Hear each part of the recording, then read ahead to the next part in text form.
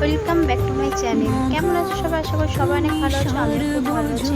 তো আজকে মার কাছে পুজো দিতে চলে গেলাম বিপত্তারিণী। দেখো সবাই মায়ের মুখটা আমাদের এখানে, দেখো মায়ের মুখটা একটুখানি জেঠিমার সাথে মাসির সাথে ফটো তুললাম।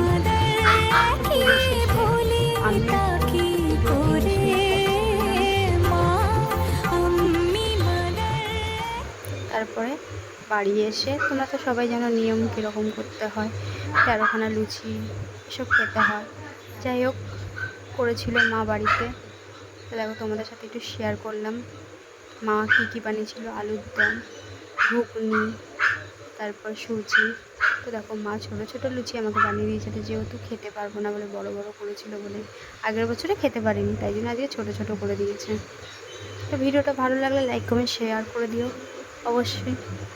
আমাদের এখানে শ্যামনগরের মাকে দেখে নাও তোমরা, দক্ষিণাকালী মন্দির এটা আমাদের।